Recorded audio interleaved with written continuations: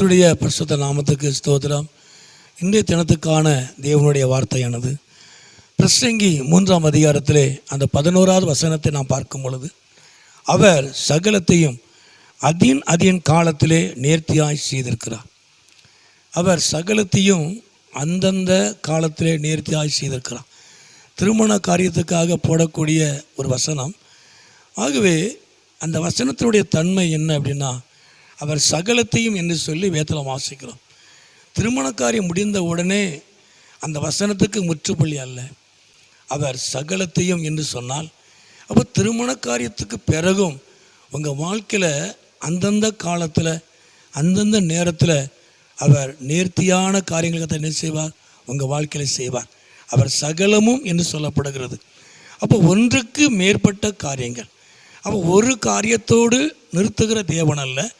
அதற்கு பிறகு நடக்கிற ஒவ்வொரு நாளும் ஒவ்வொரு காலத்திலையும் அந்தந்த காலத்தில் அந்தந்த நேரத்தில் உங்கள் வாழ்க்கையில் நேர்த்தியான ஒரு மகிமையான காரியத்தை செய்வார்.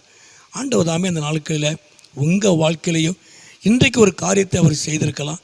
ஆனால் இன்னும் தொடர்ந்து உங்கள் வாழ்க்கையில் அந்தந்த காலத்தில் அந்தந்த நேரத்தில் அவர் உங்களுக்கு நேர்த்தியான ஒரு காரியத்தை அவர் செய்வார்.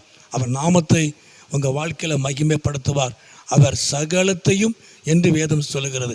அவர் சகலம் என்று சொல்லப்படுகிறது. ஒன்றுக்கு மேற்பட்ட காரியங்களை உங்களுக்காக உங்கள் வாழ்க்கைக்காக கர்த்தர் அவர் ஆயத்தப்படுத்தி வைத்திருக்கிறார்.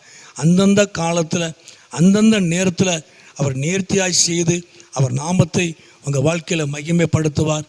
ஆண்டவர் உங்களை ஆசீர்வதித்து அவர் நாமத்தை உயர்த்துவார். ஜெபமனோமா. எங்களை அதிகமாய் நேசிக்கிற நல்ல பிதாவே, அருமையான ஆண்டவரே, இந்த நேரத்துக்காக ஸ்தோத்திரம்.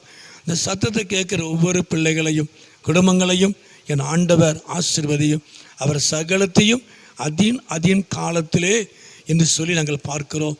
ஆண்டவரை, ஒன்றுக்கு மேற்பட்ட காரியங்கள் உம்மிடத்தில் உண்டு.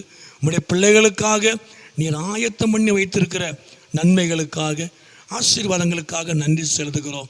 நீர் அந்தந்த காலத்தில் அந்தந்த நேரத்தில் அவங்களுக்கு தேவையானதை செய்து உடைய நாமத்தை மகிமைப்படுத்த போகிற தயவுக்காக நன்றி செலுத்துகிறோம். கர்த்தர் ஆசீர்வதியும். இயேசுவின் நாமத்தில் ஜெபிக்கிறோம் நல்ல பிதாவே. ஆமேன், ஆமேன்.